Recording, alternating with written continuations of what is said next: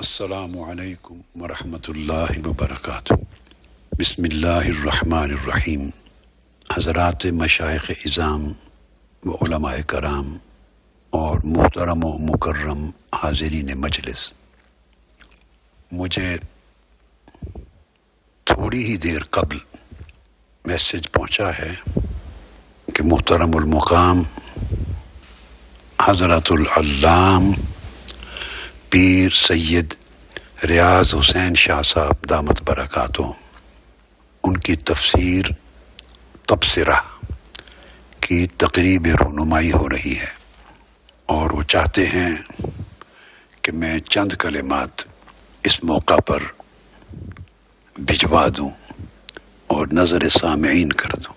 سو میں بالکل اختصار کے ساتھ سب سے پہلے میرے بہت ہی عزیز اور مہربان دوست حضرت علامہ پیر سید ریاض حسین شاہ صاحب کو اس تفسیر تبصرہ کی تصنیف پر مبارکباد دیتا ہوں اور دعا کرتا ہوں کہ اللہ رب العزت اس تبصرہ کے ذریعے ہزاروں لاکھوں لوگوں کو بصیرت سے نوازے۔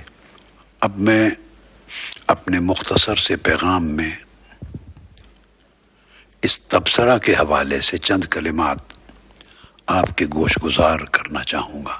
شاہ صاحب نے بہت خوبصورت عنوان اپنی تفسیر کے لیے تجویز کیا ہے اور اس کتاب کو بہت عمدہ نام دیا ہے۔ یہ عنوان انہوں نے قرآن مجید کی سورہ قاف کی 8ویں آیت کریمہ سے لیا ہے، جس میں اللہ رب العزت نے ارشاد فرمایا تبصرۃ و ذکریٰ لکل عبد منیب۔ سو یہ لفظ تبصرہ براہ راست قرآن مجید سے مستعار ہے۔ انہوں نے یہ عنوان تبصرہ کیوں اختیار کیا؟ میرا ذہن اس طرف جاتا ہے کہ ان کا ذہن رسا یقیناً اس لفظ تبصرہ کے ورود کے پس منظر پر ہوگا۔ اس آیہ کریمہ کا پس منظر اور پیش منظر یعنی سیاق و سباق بہت خوبصورت اور بصیرت انگیز ہے کہ قرآن مجید کے بیان کے کس ماحول میں لفظ تبصرہ وارد ہوا ہے جو محترم شاہ صاحب کی تفسیر کا عنوان بنا ہے۔ میں انہیں اس حسن انتخاب پر بھی مبارکباد دیتا ہوں۔ سورہ قاف میں اللہ رب العزت نے منکرین اور کفار و مشرکین کے تعجب سے ایک مضمون کا آغاز فرمایا ہے اور ارشاد فرمایا گیا ہے اعوذ باللہ من الشیطان الرجیم قاف والقرآن المجید۔ یہ تو ابتدا ہے سورہ قاف کی، اس کے معنی کی طرف نہیں جاتا کہ طویل مضمون ہے، اصل تبصرہ کی طرف آ رہا ہوں۔ ارشاد فرمایا بل عجبوا ان جاءہم منذر منہم۔ یہ کفار و مشرکین مکہ کو بڑا تعجب ہوا، یعنی یہ تعجب منکرانہ ہے، اور تعجب منکرانہ ہمیشہ اوائل زمانوں سے ہمارے زمانے تک رہا ہے اور آئندہ بھی رہے گا۔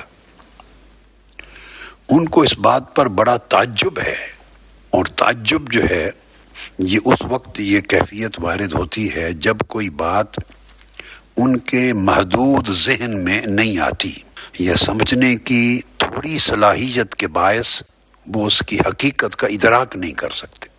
وہ کہتے ہیں کہ انہیں بڑا تعجب ہوا کہ ہم ہی میں سے ایک شخص ہمیں ڈرانے والا پیغمبر بن کے مبعوث ہو گیا۔ یہ حضور علیہ الصلوۃ والسلام کی بعثت پر تعجب کر رہے ہیں۔ اور آگے ارشاد الہی ہے فقال الکافرون ھذا شیء عجیب۔ سو ان کفار اور مشرکین نے کہا کہ ہم ہی میں سے کسی کا منذر بن کر، رسول بن کر مبعوث ہو جانا بڑی عجیب بات ہے، اور عجیب بات کا مطلب ہے کہ ہم اسے قبول کرنے کو تیار نہیں۔ پھر ان کے پیغام پر بھی اسی تعجب کا اظہار کرتے ہیں۔ قرآن مجید نے اس کا بھی ذکر کیا۔ تیسری آیت میں فرمایا اَإِذَا مِتْنَا وَكُنَّا تُرَابًا ذَلِكَ رَجْعٌ بَعِيدٌ۔ پھر یہ پیغمبر یہ کہتا ہے کہ جب ہم مر جائیں گے اور مٹی ہو جائیں گے تو پھر سے دوبارہ زندہ کیے جائیں گے۔ وہ کہتے ہیں مر کے مٹی ہو جانے کے بعد پھر سے زندہ کیے جانا یہ بھی بہت بعید بات ہے۔ بعید سے مراد ہماری عقل کی سمجھ سے بعید ہے، ہمارے فہم و ادراک سے بعید ہے۔ پھر آگے آیت نمبر 5 میں ارشاد فرمایا، اور یہ جو عجیب کہنا، بعید کہنا، اور آگے ایک لفظ آ رہا ہے مریج، یہ سارے الفاظ ایک تسلسل میں وارد ہوئے ہیں جہاں انکار کا ذکر کرنا مقصود ہے، تعجب ہے، انکار ہے، حق کو مسترد کرنا ہے، حق کو ناممکن قرار دینا ہے، ناقابل قبول ڈکلیئر کرنا ہے۔ یہ اس پس منظر میں تمام الفاظ استعمال ہوئے۔ آیت نمبر 5 میں فرمایا بل کذبوا بالحق، سو انہوں نے حق کو جھٹلا دیا، تکذیب کی۔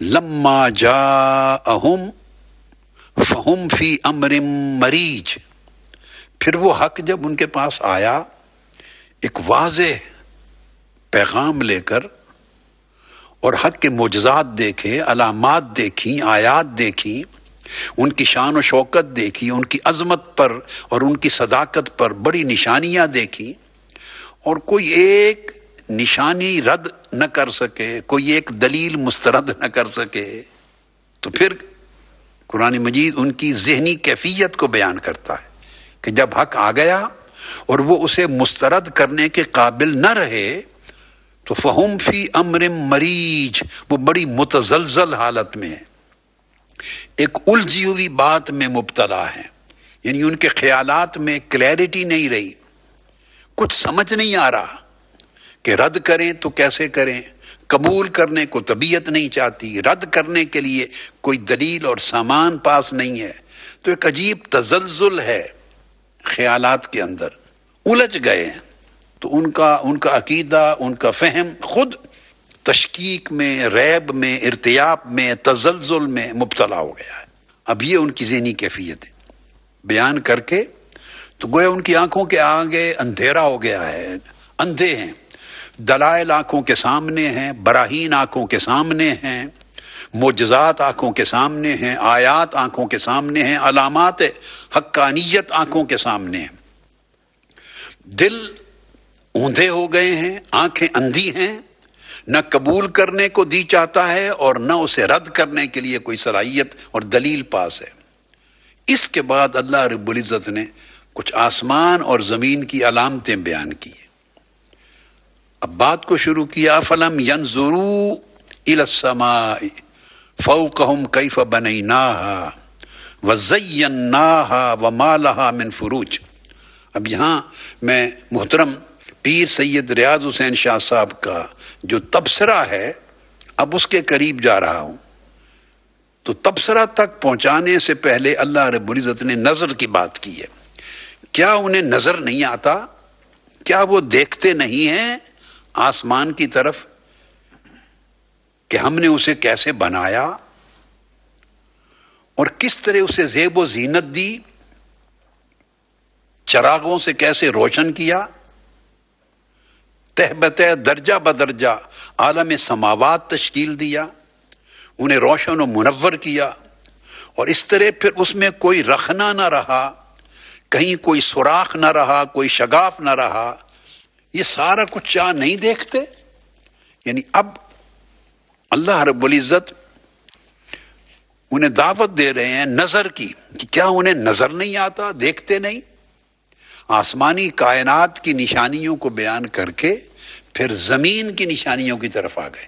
فرمایا والارض مددناہا والقینا فیہا رواسیا، پھر کیا وہ زمین کو نہیں دیکھتے کہ ہم نے زمین کو کس طرح پھیلا دیا ہے، بچھا دیا ہے، اور اس کے اندر کس طرح ہم نے بھاری سنگین پہاڑوں کو لنگر زن کر دیا ہے، جما دیا ہے، جو زمین کے توازن کو برقرار رکھیں۔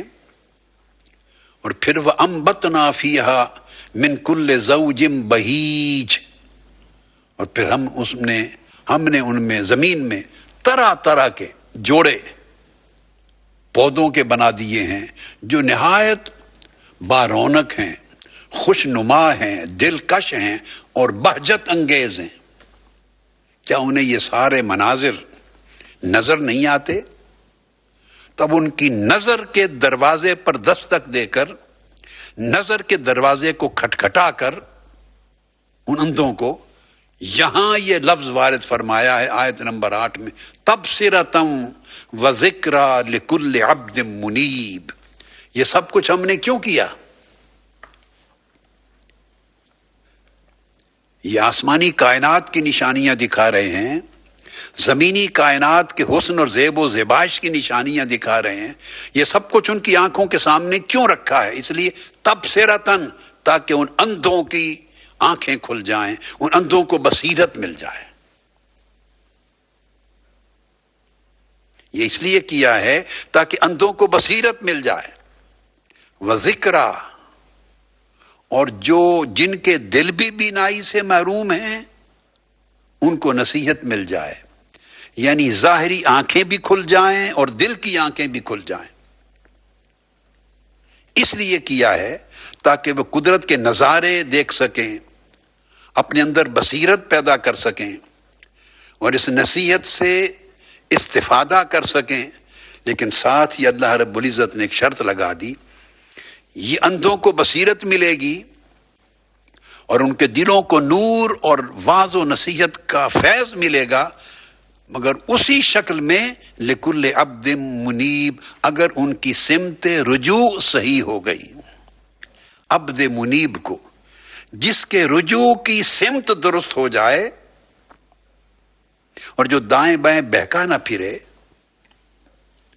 اغیار سے فکر لے کر، اغیار سے عقائد لے کر، اغیار کے نظریات لے کر اپنی صحیح سمت کو خلط ملط نہ کرتا پھرے، کبھی افراط میں کبھی تفریط میں، گمراہیوں کی اور ضلالتوں کی اندھیریوں میں بھٹکتا نہ پھرے، اپنی اصل سمت جو مدتوں سے دے دی گئی تھی اسے گما کر غلط سمتوں میں چلتا بہکتا نہ پھرے۔ عبد منیب، جس نے انابت پیدا کر دی، رجوع صحیح کر دیا، صحیح سمت چل پڑا، جس کا دماغ بھی، عقل بھی، فکر بھی، ذہن بھی، نفس بھی، نگاہ بھی، قلب بھی، روح بھی، سر بھی، جس کے سارے لطائف صحیح سمت مولا کی طرف چل پڑے، انہی کی آنکھیں کھلیں گی اور ان کو تبصرہ کا نور نصیب ہوگا، اور ان کے دل بیدار ہوں گے، انہیں ذکرہ کا نور نصیب ہوگا۔ تو میں اللہ کے حضور، اللہ رب العزت کے حضور دعا کرتا ہوں کہ اللہ رب العزت پیر سید ریاض حسین شاہ صاحب کی اس تفسیر کو، جس کا نام تبصرہ رکھا ہے، اس کو حقیقی تبصرہ سے مالا مال فرمائے اور اندھوں کو اس سے نور ملے اور کوتاہ دلوں کو اس سے روشنی اور نصیحت اور فیض ملے اور اپنی سمت درست کر سکیں۔ کیونکہ اگر اس تبصرہ سے صحیح فائدہ اٹھائیں اور ارادے اور سمتیں اور رجوع اور نیتیں درست ہو جائیں تو اس کے ساتھ پھر اللہ رب العزت نے آگے بڑے خوب الفاظ بیان فرما دیے، فرمایا وَنَزَّلْنَا مِنَ السَّمَاءِ مَاءً مُبَارَكًا، آسمان سے اترتا ہوا پانی تو ہر کوئی دیکھتا ہے، مگر اس پانی کی برکت کسی کو نظر آتی ہے، کسی کو نہیں آتی۔ فرمایا پھر جب اس تبصرہ سے نور نصیب ہو جائے گا تو بادلوں سے گرتے ہوئے پانی کے اندر اللہ کی نازل کردہ برکت نظر آئے گی، کہ وہ برکت کس طرح زمین پر باغ اگاتی ہے، کس طرح درخت اگاتی ہے، کس طرح سبزہ دیتی ہے، کس طرح اس سے اناج اگتا ہے، کس طرح ہرے بھرے کھیت اگتے ہیں، ان کو تبصرہ کے ذریعے جو نور قلب نصیب ہوگا وہ انہیں اس قابل کر دے گا کہ اللہ کی بارگاہ سے اتری ہوئی بارش کے اندر برکت نظر آئے گی، ایک ایک قطرہ پانی کے قطرے میں برکت نظر آئے گی۔ اور پھر یہ آگے چل کے آیت نمبر 11 میں، جس پر میں بات ختم کر رہا ہوں، اس کے نتیجے کا ذکر کیا، رزقاً للعباد، اور جب وہ اللہ کی طرف سے اتاری ہوئی بارش میں برکت کو دیکھتے ہیں تو وہ اللہ کے بندوں کے لیے رزق ہوتا ہے، اس سے اللہ کے بندوں کو رزق ملتا ہے، مگر رزق انہی کو ملے گا جو صاحب تبصرہ ہوں گے، صاحب ذکرہ ہوں گے، اور ان کی آنکھوں پر اور ان کے دلوں کی نگاہوں پر اللہ کی برکت عیاں ہو جائے گی، حجابات اٹھ جائیں گے، ان کو رزق نصیب ہوگا۔ جس طرح رزق جسمانی نصیب ہوتا ہے، اسی طرح رزق قلبی اور روحانی بھی نصیب ہوتا ہے۔ اور اللہ رب العزت نے فرمایا آیت نمبر 11 میں وَأَحْيَيْنَا بِهِ بَلْدَةً مَيْتًا، ہم اس بارش سے پھر وہ دیکھتے ہیں کہ ہم مردہ شہروں کو زندہ کر دیتے ہیں، تن مردہ کو حیات بخش دیتے ہیں، اجڑے گاؤں پھر سے آباد کر دیتے ہیں، تباہ شدہ بستیوں کو پھر سے آباد کر دیتے ہیں، خشک صحراؤں کو سیراب کر دیتے ہیں۔ تو جس طرح بلدتن میتن کو حیات ملتی ہے، اس طرح تبصرہ کو اگر آدمی تمسک کر لے، دامن تھام لے اور تبصرہ کے ذریعے نور قلب حاصل کر لے، تو پھر مردہ دلوں کو بھی زندگی نصیب ہوگی اور دلوں کی اجڑی بستی بھی پھر سے آباد ہو جائے گی۔ اللہ رب العزت کے حضور بار دیگر میری دعا ہے کہ اللہ رب العزت اس تبصرہ کے ذریعے لوگوں کو نور بصیرت بھی عطا کرے، انہیں برکتیں بھی نظر آئیں، برکتوں سے فیضیاب بھی ہوں، انہیں روحانی رزق بھی نصیب ہو اور مردہ دلوں کو دوبارہ حیات بھی نصیب ہو۔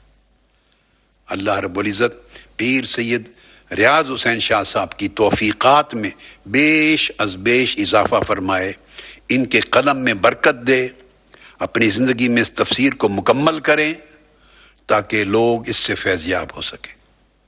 بار دیگر مبارکباد دیتا ہوں شاہ صاحب میں آپ کو اور آپ کے ساتھیوں کو۔ والسلام علیکم ورحمۃ اللہ وبرکاتہ۔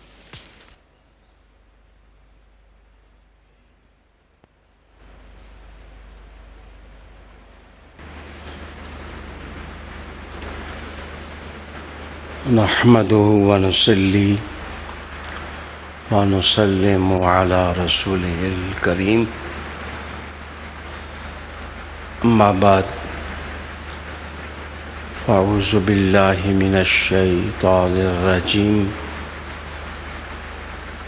بسم الله الرحمن الرحيم۔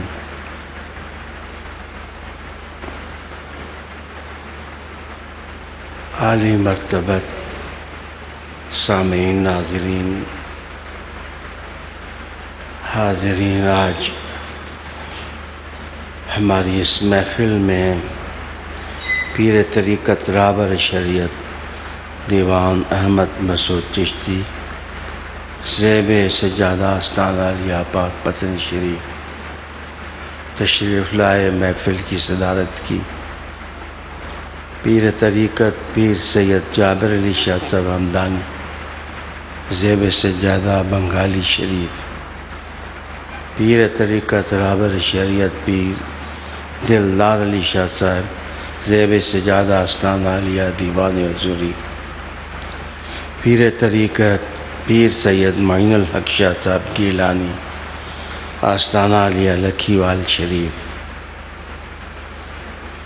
میرے استاد محترم کے خفید محترم علامہ ڈاکٹر محمد آصف ہزاروی چشتی، علامہ انوار المصطفیٰ صاحب ہمدمی تحریک منہاج القرآن اسلام آباد کے سربراہ علامہ کامران قریشی صاحب، معزز مہمان گرامی، آپ سب کا شکریہ، مہمانان گرامی کا شکریہ۔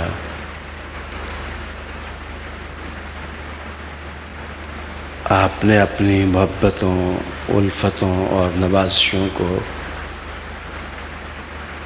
میرے حوصلوں کی ٹیک بنایا، میں آپ سب کا شکریہ ادا کرتا ہوں۔ میری محفل میں آپ کے خطابات میرے لیے راہ نواز ہیں، منزل نواز ہیں، خصوصاً نابغہ عصر شیخ الاسلام ڈاکٹر محمد طاہر القادری زید مجدہ، ان کا خطاب میرے مقاصد کو قوت دینے والا ثابت ہوا۔ امت مسلمہ کا وہ سرمایہ ہیں۔ اہل دین اگر اس طرح کی محبتوں کو اختیار کر لیں تو اللہ تعالیٰ کارگاہ حیات کی روحانی نعمتیں ایک بار پھر ان کے نام کر دے۔ ڈاکٹر صاحب، میں آپ کا ذاتی طور پر شکر گزار ہوں۔ آپ کی دعائیں، آپ کے قیمتی الفاظ میرے لیے سرمایہ کی حیثیت رکھتے ہیں۔ آپ کی طرح شاید میں بھی دکھی ہوں کہ ابھی پسماندہ قوم کا ذہن آپ کی کوششوں کی طرف پوری طرح مائل نہیں ہوا، لیکن انشاءاللہ وقت آ رہا ہے کہ آپ کے علم و حکمت کے روشن نقوش امت مسلمہ کی ترقی کا سبب بنیں گے، پاکستان ترقی کرے گا۔ سچی بات یہ ہے کہ پروفیسر عرفان جمیل صاحب، عزیزم پروفیسر سخی صاحب، عزیزم مفتی لیاقت، عزیزم حمزہ مصطفی صاحب، بابا جی صاحب اسلم، ڈاکٹر آصف صاحب، پروفیسر مشتاق صاحب، میرے بہت ہی پیارے ڈاکٹر محمد طارق صاحب جو مانچسٹر سے تشریف لائے ہیں، اور 3 میم انگلینڈ کا ادارہ ہے۔ اصل میں ان کی کوششوں سے میری تفسیر کا انگریزی ترجمہ شروع ہو رہا ہے۔ بعون اللہ الوہاب ہندکو زبان میں نے خود ترجمہ کیا ہے، سرائکی زبان میں میرے ترجمے کا ترجمہ عرفان جمیل صاحب نے شروع کیا ہے۔ تو میں یہ سب اللہ کی مہربانی سمجھتا ہوں، میں اللہ کا شکر ادا کرتا ہوں اور آپ کا شکریہ ادا کرتا ہوں۔ میں اپنے دل کا احساس بتانے لگا ہوں کہ آپ کی باتیں سن کر میں سوچ رہا تھا یہ میں ہی ہوں جس کی تفسیر تبصرہ پر تبصرہ ہو رہا، تو مجھے احساس ہوا کہ میں کشکول بدست فقیر ہوں۔ عاجز میں پہلے ہی تھا، آپ لوگوں نے آج مجھے کشکول بدست فقیر بنا دیا ہے۔ میرا دل چاہ رہا میں ساری رات اللہ سے مانگتا ہی رہوں گا، امت مسلمہ کے لیے، اپنے لیے، آپ کے لیے، محبت کرنے والوں کے لیے۔ میں نے خطاب نہیں کرنا، انشاءاللہ اگلے پیر کو کروں گا، وقت کا دامن تنگ ہے۔ مجھے صرف خوش ہونا ہے اور آپ کو محسوس کرانا ہے کہ میں خوش ہوں۔ میں اللہ کا شکر ادا کرتا ہوں۔ اتنے دوست، اتنے کرم فرما ڈاکٹر، انجینئر، وکلاء، علماء، مشائخ جس طرح میرے ساتھ پیار کرتے ہیں، تو پہلے تو میں فقیر اور عاجز اپنے آپ کو محسوس کرتا ہوں، لیکن آپ کی باتوں نے مجھے شاعر بنا دیا ہے۔ تو میں آپ جیسے اعلی نظر، میں سچے دل سے کہہ رہا ہوں کہ ڈاکٹر صاحب نے جس طرح پیار سے نوازا، میں ان کا بہت شکر گزار ہوں۔ آپ سب کا. انسان اچھے دوست مل جائیں تو وہ گاجر مولی کی فصل نہیں ہوتے، وہ اللہ کی عطا ہوتی ہے. علامہ حافظ نور محمد صاحب، اقبال رضوی صاحب، یہ سب لوگ بیٹھے ہیں، حزین بیٹھے ہیں، شاعر، الحاج. میرے خیال میں پہلا ہی میں فقیر شخص ہوں جس کی زندگی میں شعراء نے اسے محبت دی ہے، پیار دیا ہے. پھر دیوان صاحب کا آنا، ان پیروں کا میرے ساتھ کھڑا ہونا، میں سمجھتا ہوں کہ بندہ کچھ نہیں ہے. یہاں تو کروڑوں روپے لوگ لگاتے ہیں، ایک عام نوا نہیں ملتا. تو فقیر کا فقر دیکھ کے لوگ آ جائیں تو نظر آتا ہے بابا فرید کی نظر ہے. تو میں ایک تو شکریہ ادا کرنا تھا، آپ کا شکریہ ادا کیا. دعا بھی آپ سے لینی ہے کہ دعا کرو یہ سرائکی میں سلسلہ مکمل ہو جائے. ان کو میں نے خود ترجمہ کر دیا ہے. ڈاکٹر طارق صاحب کی 3 میم انگلینڈ میں کامیاب ہو جائے کہ میری یہ تفسیر انگریزی میں اور فرینچ میں اس کالم میں ڈھل جائے. بنیادی شرط یہ ہے کہ اللہ کی کتاب قرآن عام ہو جائے، قرآن عام ہو جائے. اگر شکریہ کے بعد میں آپ کو قرآن سے متعلق ایک بابا علی کا قول نہ سناؤں تو میری محفل ادھوری رہ جائے گی. آپ نے ارشاد فرمایا وعلیکم بکتاب اللہ، وعلیکم بکتاب اللہ. اس بات پر سوچیں کہ دشمن تیر و تفنگ لے کر لشکروں کو تیار کر کے حملہ کر رہا ہے کہ علی تیرے پرچم کو سرنگوں کر دیں گے، تیری ریاست کو بکھیر دیں گے. لیکن این جنگ کے وقت علم کی بات کرنا، جنگ میں لوگ مدد مانگتے ہیں، میری طرف آؤ، آپ نے تلوار اور شمشیر اور اپنے تیز نیزوں کے ساتھ میری مدد کرو. لیکن سلام علی پر انہوں نے اس وقت بھی کہا وعلیکم بکتاب اللہ، تم پر اللہ کی کتاب لازم ہے،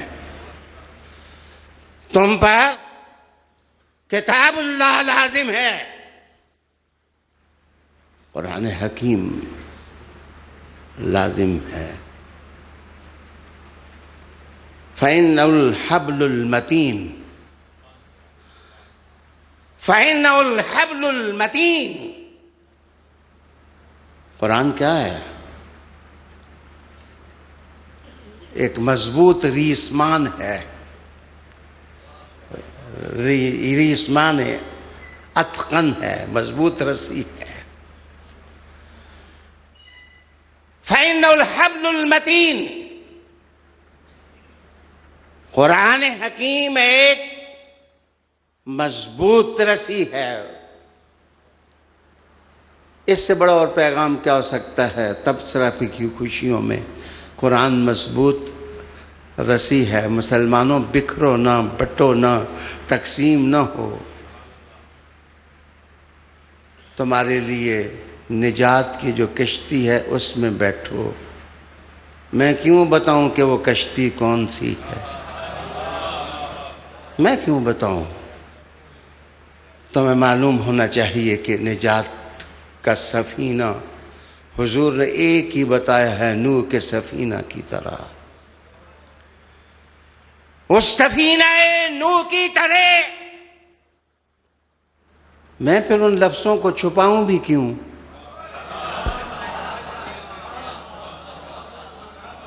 میں چھپاؤں بھی کیوں؟ پہلے میں نے کہا میں بتاؤں بھی کیوں، اب میں کہتا ہوں میں چھپاؤں بھی کیوں؟ حضور نے فرمایا کہ وہ میری اہل بیت، وہ میری اہل بیت، سفینہ میں شریک ہو جاؤ، سوار ہو جاؤ۔ علماء ہو تو پھر بھی جیسے نوح نے سارے جوڑے کشتی میں بٹھائے تھے، سارے جو جوڑے ہو بیٹھ جاؤ، میں اوتروں نکھتروں کی بات نہیں کرتا،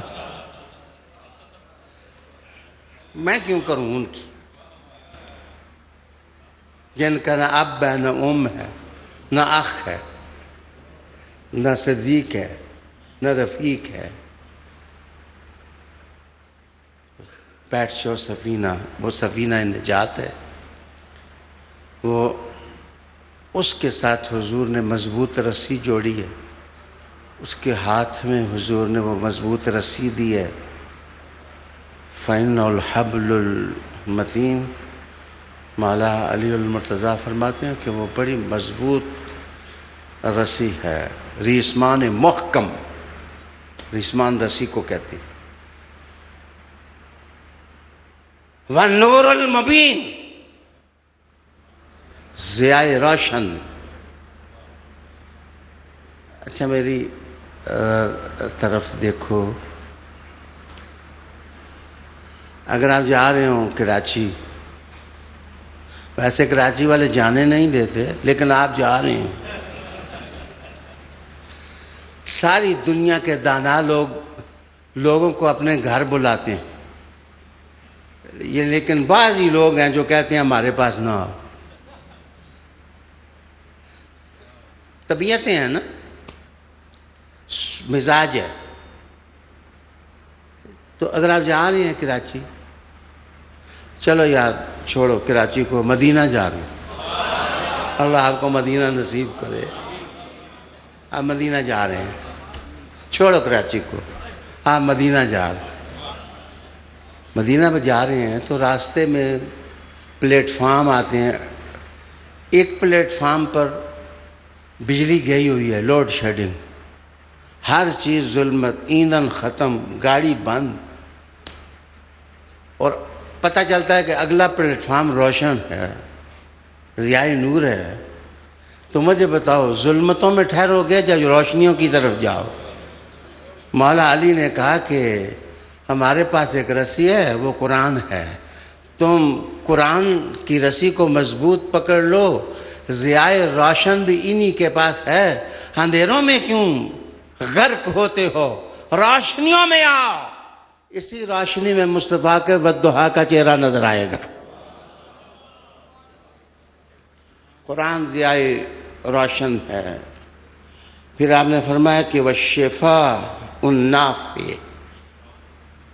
دوائیاں کھاتے رہو، بیماریاں ہوں تو ہر بیماری شفا نہیں دیتی، لیکن مولا نے کہا قرآن وہ دوا ہے کہ اس سے شفا ملتی ہے۔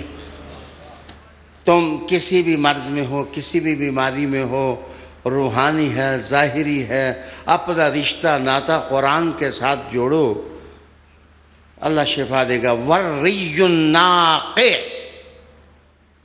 والری الناقع، اور قرآن ایسا سر و سامان ہے، ایسا سامان ہے، زندگی کا توشہ راہ ہے، جو بندے کو ویران نہیں ہوتا، بندے کو منزل پر پہنچاتا ہے۔ والعصمۃ للمتمسک،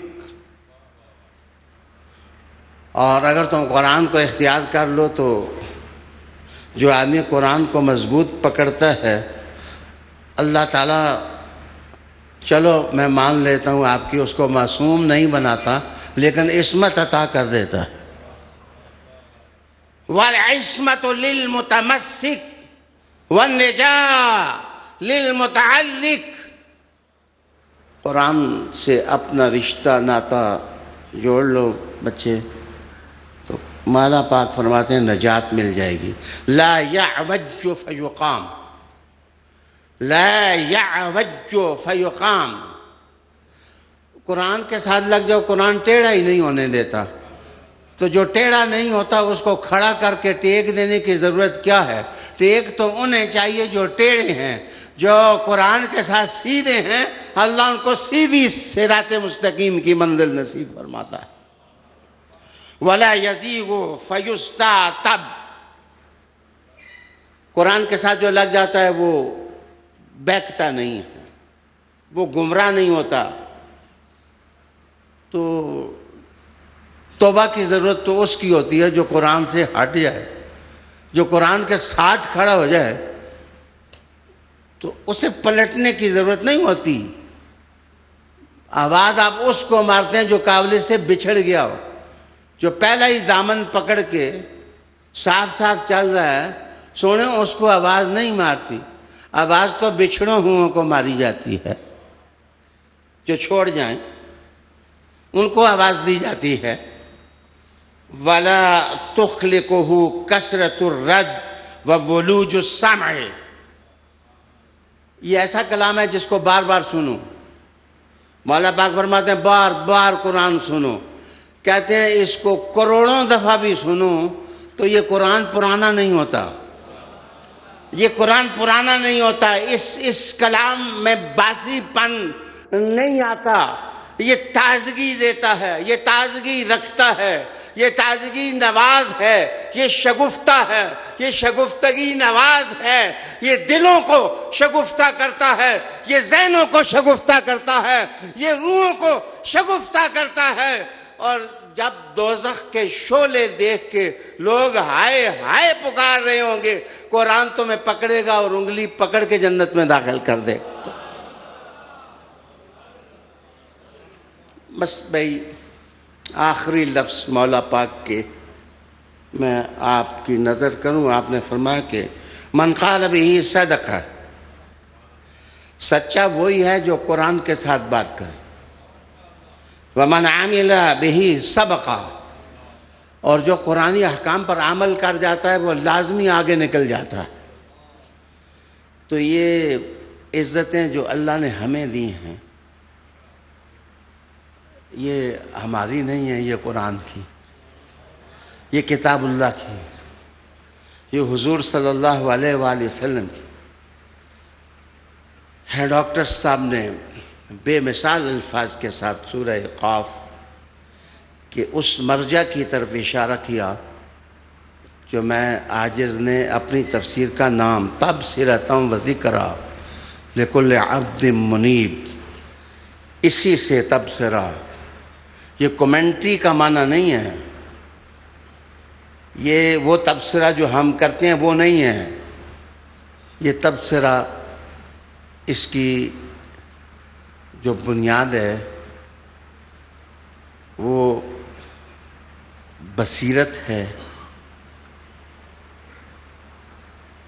مجھے وقت کا اندازہ ہے اس لیے میں صرف بتاؤں گا کہ تبصرہ اور بصیرت کے 18 معنی ہوتے ہیں. تبصرہ اور بصیرت کے 18 معنی ہیں.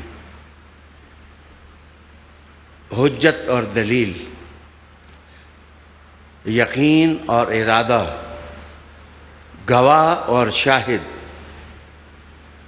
اندھیروں سے نکال کر روشنی میں لانے والا مخرج جو نکالے، وحی کی روشنی میں عقل سے کام لینے والا، کھلی ہوئی حقیقت، روشن علم، ادراکات کو منزل مل جانا، قوت بینائی. اچھا شکار پر جس وقت آپ تیر پھینکیں تو وہ تیر اپنی منزل پر پہنچے تو اس کے ساتھ شکار کا خون لگ جائے اور پتہ چلے کہ میرا تیر اس ہدف پر پہنچ گیا ہے جس پر پہنچنا چاہیے.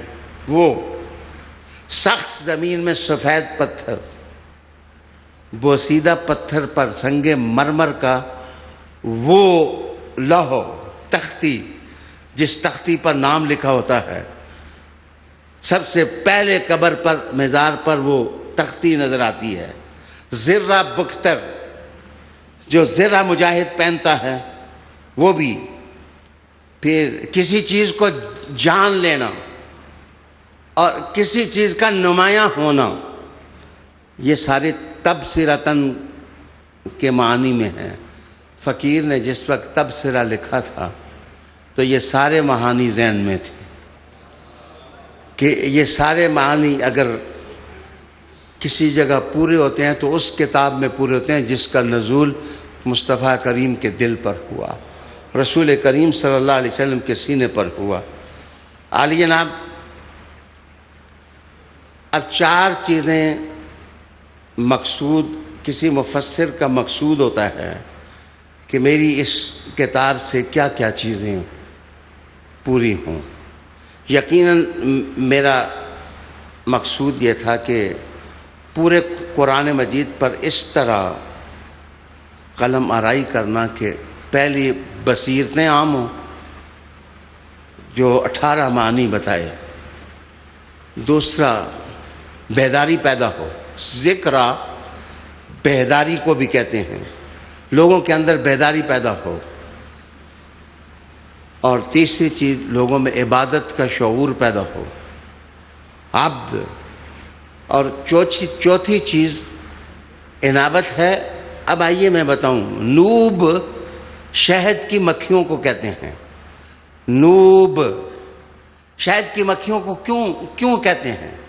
شہد کی مکھیوں کو نوب اس لیے کہتے ہیں کہ مکھی 250 کلومیٹر تک اپنے چھتے سے دور چلی جاتی ہے، وہ پھولوں کا رس جو وہ کشید کرتی ہے 250 کلومیٹر تک، در بدر، کو بکو، کوچا بکوجا، گل بگل، گلشن بگلشن، گلستان بگلستان۔ وہ شہد کی مکھی جاتی ہے لیکن اس کی نظر اپنے چھتے پر ہوتی ہے، وہ اپنے چھتے کو نہیں بھولتی۔ رب کریم نے کہا مومن وہ ہوتا ہے وہ جس علم کے درخت پر بھی بیٹھے محمد کا قرآن نہیں بھولتا ہے، صلی اللہ علیہ وآلہ وسلم۔ ایکچوئل اینڈ فیکچوئل ہماری جو منزل ہے وہ قرآن حکیم میں۔ میں کیا کروں؟ مجھے جو مرضی ہے کہہ لیں، مجھے مسلمان کہہ لیں، مجھے مسلمان نہ کہیں، رافضی کہیں، مجھے جو مرضی ہے دل کریں، میں ہوں تو وہی نا جو خدا کے نزدیک۔ اللہ تم سے تو نہیں پوچھے گا کہ یہ کون ہے، اللہ تم سے نہیں پوچھے گا۔ جس دن اللہ تم سے پوچھے تو پھر قیامت آ گئی۔ ہاں جی، بد نیتیں ترک کریں، الفت اور محبت کے ماحول میں قدم رکھیں۔ میرے پیارے، منیب کا مطلب یہ ہوتا ہے کہ انابت جس میں ہو، جس میں انابت نہ ہو وہ منیب نہیں ہوتا۔ معاف کریے بھائی، میں کسی اور طرف اشارہ نہیں کرتا۔ عبد منیب قرآن ہے، کتاب ہے جس میں انابت ہو، جو اپنی اصل کو نہ بھولے، جو حضور کی دہلیز کو نہ بھولے، جو قرآن کو نہ بھولے، جو کتاب اللہ کو نہ بھولے، جو آیات اللہ کو نہ بھولے اور فراموش نہ کرے۔ اس میں انابت کہاں ہوگی؟ جس کو فاطمہ کا دروازہ ہی بھول جائے، سیدہ طیبہ طاہرہ ہی کا دروازہ بھول جائے، حسن کا دروازہ بھول جائے، حسین کا دروازہ بھول جائے، علی کا دروازہ بھول جائے۔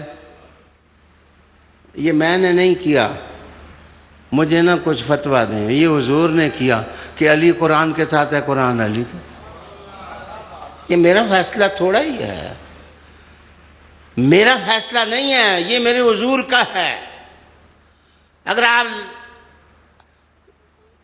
لرن کرنا چاہتے ہیں وہ نالج جو قرآن میں ہے، جو کتاب میں ہے، بہرحال آپ کو علی کی دہلیز چومنی پڑے گی، چومنی پڑے گی۔ ڈرتے کیوں ہیں؟ ڈرتے کیوں ہیں؟ اس دنیا میں فلم ایکٹر جو ہیں وہ اپنے استاد کا نام لینے میں نہیں شرماتے۔ رقص کرنے والے لوگ رقاص کا نام لیتے ہوئے نہیں شرماتے، ڈرامے لکھنے والے ڈرامہ نویس کا نام لیتے ہوئے نہیں شرماتے، تو تم اور میں علی کا نام لینے سے کیوں شرمائیں؟ کیوں ہم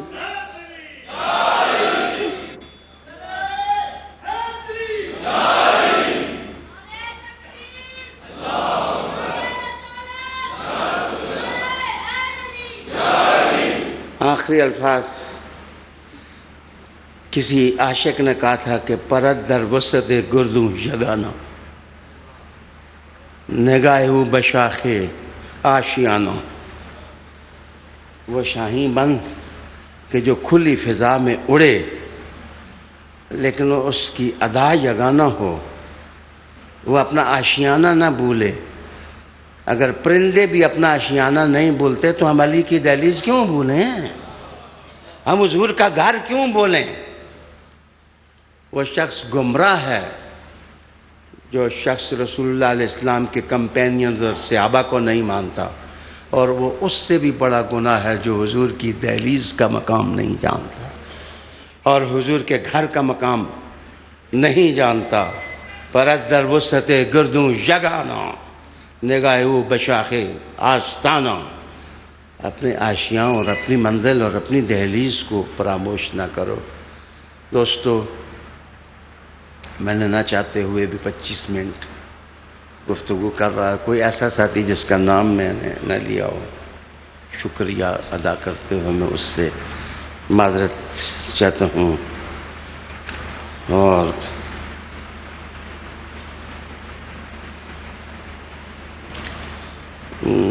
قاسم صاحب ارشاد فرماتے ہیں کہ یہ تفسیر اپنے ہاتھ سے دے دیں. یار اتنا رسم تکلف نبھانے کی ضرورت نہیں. جو مہمان لینا چاہتا ہے لے لے. تو تفسیر ہی ہے. میرے ہاتھ لگانے سے اس میں لکھا ہوا بڑھے گا نہیں، اور نہ لگانے سے گھٹے گا نہیں. تو وہ جو لکھ دی ہے وہ آپ کو باہر سے بھی ملے گی. اس ڈاکٹر کے لیے، اس کے 3 میم کے لیے، ان کے لیے نہیں، 3 میم کے لیے دعا کریں. میری تفاسیر جن پر لاکھوں کروڑوں روپے انگریزی اور ان میں لگے گا، ان کی 3 میم نے افورڈ کرنے کا اعلان کیا. انشاءاللہ العزیز یہ کتابیں پہنچیں گی. میں نے دراصل اپنے انگریزی ترجمے کی لالچ میں یہ تقریب رونمائی کی ہے، وگرنہ میرا مزاج نہیں ہے. میں نے تو علامہ قاسم صاحب سے پوچھا تھا کہ میری تقریب رونمائی ہوگی تفسیر کی، میں نے بھی بیٹھنا ہے اس کے اندر یا نہیں بیٹھنا؟ وہ کہنے لگا جی آپ نے آنا ہے اور بیٹھنا ہے. میں نے کہا یار میں کس طرح سنوں گا اپنے قصیدے؟ اگر کوئی تنقید کرنے والا ہو تو وہ تو میں سن لوں گا، لیکن مشکل ہے میرے لیے. پھر میں نے اس کو کہا کہ میں نے وضو کرنا ہوتا ہے، پیشاب کرنا ہوتا ہے، میں شوگر کا مریض ہوں. انہوں نے کہا جو بھی ہیں آنا ہی پڑے گا. پھر میں نے کہا میں ہمت کر لوں گا انشاءاللہ، میں بیٹھوں گا. مجھے تعریف سننے کا بچے شوق نہیں. اصل میں میری ماں نے مجھے بہت بچپن میں 3 نصیحتیں کی تھیں. پہلی نصیحت یہ کی تھی کہ بچے سب کچھ قرآن ہے، اس قرآن مجید کو نہ چھوڑنا. تو شکر الحمدللہ 4.5 سال کی عمر میں ناظرہ قرآن مجید پڑھا. اب تک قرآن مجید کے ساتھ ہوں. پٹی سپارے سے منزل شروع ہوئی تھی یسن القرآن سے. آج کل اللہ تعالیٰ 10 پارے نصیب کر دیتا ہے روز، اس لیے کہ آخری وقت محسوس کر رہا ہوں کہ اور کتنا زندہ رہیں گے. دوسری انہوں نے کہا تھا کہ بچے جب تک جیب میں پیسے ہوں کسی سے مانگنے نہیں. شکر الحمدللہ جیب کے پیسے ختم ہی نہیں ہوتے، مانگنے کی ضرورت محسوس ہی نہیں ہوتی. اللہ تعالیٰ دینے والا ہے، اللہ تعالیٰ نواز دے. تیسرا انہوں نے کہا تھا کہ بچے جو کچھ قرآن مجید میں پڑھے، جب پہلے اس پر عمل کرے گا پھر اس کی تبلیغ کرے گا تو اثر اور قسم کا ہوگا. تو جس دن میں آیت پڑھوں نا ينفقون فی سبیل اللہ، تو میں پہلے 10 20 30 40 100 میں پہلے خرچ کرتا ہوں. خرچ کرنے کے بعد آ کے جس وقت تفسیر لکھتا ہوں مزہ ہی ہو رہا تھا. انسان کا دل جو ہے وہ عجب کیف محسوس کرتا ہے. دوسرا، انسان کو چھوٹا نہیں سمجھا، بچے انسان کو ہمیشہ. اسی لیے حمزہ مصطفی آپ کا شکریہ. میں نے آپ کو کہا تھا کہ ایک کام اگر کر لیں تو میں تجھے ایسی عزت دوں گا کہ دنیا ساری دیکھے گی. میں نے اپنا وعدہ پورا کر لیا. کسی آدمی سے بچے میں ناراض نہیں ہوں، سب میرے دل کے ٹکڑے ہو. جو ہو گیا ہو گیا. قرآن مجید کی آیت ہمیں اب بتاتی ہے کہ صاف رستہ قرآن مجید نے بتا دیا. فَإِذَا فَرَغْتَ فَانْصَبْ وَإِلَىٰ رَبِّكَ فَارْغَب. جدوں فارغ ہو گئے ہو سارے کام کر کے تو ہن چلو اللہ اللہ کرو. اِلَىٰ رَبِّكَ فَارْغَب.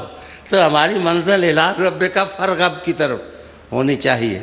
دلوں میں حسد، بغض، کینے، ایک دوسرے کی جناب لیگ پولنگ، اور ایک کام اگر نہ میں کروں تو بہت برا ہے. ARY کے دوست حاجی عبدالرؤوف صاحب، فیاضی صاحب، ان کا عملہ مجھے کہنا نہیں چاہیے. اب ان کا سارا عملہ نیچے نیچے سے تو زیادہ میرے بیت ہو گئے ہیں. تو اللہ ان کو خوش رکھے، ان کو کرم سے. ویسے بھی میری آواز کو طاقتور بنانے کے لیے جتنا میرے ساتھ پیار کرتے ہیں، میں ان کے لیے دعا کرتا ہوں. پہلے دعا کرتا ہوں کہ اللہ اور آپ کو طاقت عطا کرے، برکت. پھر آج کے پروگرام پر شکریہ بھی ادا کرتا ہوں. 1 ملین فالوور ان کے سوشل میڈیا کے پورے ہونے پر ان کو مبارکباد بھی پیش کرتا ہوں. 1 ملین میرے خیال 10 لاکھ 10 لاکھ فالوور ہونے بہت بڑا. اس سے آپ اور ہم لوگوں کی آواز کو بھی طاقت ملتی ہے. ہمارے حکمت قرآن پروگرام ہے، صدائے محراب ہے، وہ ایک طاقت ان کو مل رہی ہے سوشل میڈیا میں، یوٹیوب پر. تو ان کی بڑی مہربانی ہے. ان کا شکریہ بھی، ان کے لیے دعا بھی، اور ان کو مبارک بھی ہماری طرف سے. آج میں اسی پر اکتفا کرتا ہوں. جو چیزیں رہ گئی ہیں مجھ سے، اگر پوچھنی ہو، محاسبہ کرنا ہو تو قاسم کا کر لینا. اس لیے کہ میں الحاج سرور صاحب بیٹھے ہوئے بھی ہیں، میں نے سمجھا چلے گئے ہیں. تو انہوں نے مدحیہ قصائد لکھنا، تعریف کرنا. پیر سید خضر شاہ صاحب نے میری زندگی میں انہوں نے کلام لکھا، بڑا زوردار کلام. اور میں آپ کو بتاؤں، میں وہ آدمیوں کہ عبدالحمید ادم نے بھی ایک رباعی میرے بارے میں لکھی ہے، اور وہ بہت چھوٹی عمر میں خود نے لکھی ہے. تو انہوں نے کلام پہلے بھی لکھا، آج بھی تخلیق کیا. ان سب کا شکریہ، ان سب کی مہربانی. آج اور وقت نہیں لیتا. میں خصوصی شکریہ دیوان صاحب کا، پیر دلدار صاحب کا، اور سید جابر علی شاہ صاحب کا. تو یہ ہمیشہ شفقت فرماتے ہیں، میرے ساتھ چلتے ہیں. تو اس طرح میں پاک پتن شریف گیا تو انہوں نے میری دستار بندی بھی فرمائی. یہاں کی جتنی محبتیں دی، میں مشائخ کا سب کا شکریہ ادا کرتا ہوں. ڈاکٹر آصف صاحب میرے استاد زادے ہیں. شیخ القرآن عبدالغفور عزاوی صاحب رحمۃ اللہ علیہ میرے استاد ہیں. تو ان کے یہ پوتے ہیں، بڑی عزتیں ہیں. یہ تھوڑا سا ہلکا سا بھی اشارہ کروں تو تشریف لے آتے ہیں. آپ سب سے گزارش کہ میں آپ کا سرمایہ ہوں، میں آپ کی طاقت ہوں. میرا جو کچھ ہے میرا نہیں ہے، وہ امت مسلمہ کا ہے اور آپ دردمند لوگوں کا ہے. اور مل جل کر کے یہ جو مضبوط رسی قرآن حکیم کی ہے، اس کو طاقت دیتے ہیں، اس کو پھیلاتے ہیں، اس کا پرچار کرتے ہیں. میں نے تو ایک زمانے میں کہا تھا میں نام نہیں لکھتا ترجمے پر، ویسے ہی چھاپ دیتا ہوں. مجھے بندہ کا احساس مسئولیت نہیں ہوتا کہ اگر کسی نے کوئی چیز پوچھنی ہے تو آپ کا نام ہی نہیں ہوگا تو وہ کس سے پوچھے گا. تو آپ نام لکھیں. عتیق نے آج اتنا سونا کلام پڑھا ہے تو بچہ مجھ سے پڑھا ہے، لیکن اس کی بھی مہربانی، اس کا بھی شکریہ۔ آپ جتنے دوست ہیں بہت لائق لوگ ہیں، مجھ سے لائق ہیں۔ مجھ سے پہلے جتنے مفسر قرآن ہیں میں نے ان کا حوالہ دیا ہے۔ آپ کو حیران ہی ہوگی بعض اوقات ایک سطر حوالہ بنتا ہے، 3 سطریں حوالہ نہیں بنتا، تو میں نے ادھر بھی اس تفسیر کا نام لکھ دیا ہے اور اس کے مصنف کا لکھا ہے۔ میرے خیال میں جن لوگوں نے تنقید کی ہے ان کے لیے اچھا مواد تھا کہ پہلی تفسیر ہے اہل سنت و جماعت کی طرف سے کہ جس تفسیر میں باقاعدہ حوالوں کا اہتمام ہے، اور تقریباً 12,000 صفحات لکھے جا چکے ہیں۔ 12,000 صفحات میں آپ کو حیرانگی ہوگی 7,000 حوالہ جات ہیں، اور وہ بڑی بڑی اکابر کی تفاسیر کے ہیں۔ اللہ تعالیٰ قبول کر لے۔ بھائی بندے نے مٹی کا خاک کا پیوند ہونا ہے، تو دعا کرو اللہ جس آدمی نے اس پروگرام میں تعاون کیا ہے اللہ اس کو کرم سے نوازے، اور جس نے نہیں کیا اللہ اس کو بھی کرم سے نوازے، اور جس نے ہمیں گالیاں دی ہیں فیس بک پر اللہ اس کو بھی کرم سے نوازے۔ تو ہم کسی آدمی کے لیے بد دعا نہیں کرتے۔ اب میں پیر دلدار صاحب بھی تشریف فرما تھے، لیکن ہم سب کے لیے بیکن لائٹ ہے بابا فرید صاحب، ان کا آستانہ۔ میرے دادا جی صاحب، میرے والد صاحب چشتی تھے، چشتی ہونے کے ناطے بڑا پروٹوکول ہے، تو حضرت کی خدمت میں عرض ہے کہ آپ ہی دعا فرما دیں۔ ان کی دعا کے ساتھ ہی بس جلسہ ختم ہو جائے گا، ملاقاتیں نہیں ہوں گی یا ہوں گی۔ حضرت صاحب اگر آپ بزرگ تناول فرمائیں تو میں ایک آدمی سے بھی سلام نہیں کرتا۔ آپ نے مہمانوں نے جانا ہے، قاسم باقیوں کو کھانا کھلا دیں گے۔ جو آدمی دور سے آئے ہیں، ہری پور سے، ادھر ادھر سے، سلام کر لیں۔ میں ان کی دعا کے بعد ان سے سلام کر کے آپ کے نام۔ بسم اللہ الرحمن الرحیم۔ اللہم صلی علی سیدنا محمد وعلی آل سیدنا محمد وبارک وسلم وصلی علیہ۔ ربنا آتنا فی الدنیا حسنۃ وفی الآخرۃ حسنۃ وقنا عذاب النار۔ یا اللہ پاک ایمان اس کو سلامتی عطا فرما، اس روحانی بابرکت محفل پاک کو اپنی بارگاہ میں قبول و منظور فرما۔ ہم سب کو حضور پاک کی سچی پکی محبت عطا فرما، آپ کی اطاعت اور غلامی نصیب فرما، آپ کی سنت مطالعات پر زندگی بسر کرنے کی توفیق عطا فرما۔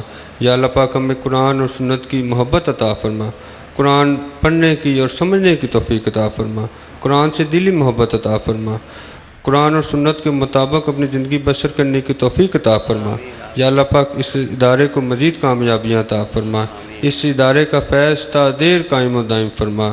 یا رب العالمین پیر سید ریاض حسین شاہ صاحب کو آپ کو صحت و سلامتی والی لمبی زندگی عطا فرما، آپ کا سایہ تا دیر اہل سنت پر قائم و دائم فرما، ہم سب کی خیر فرما۔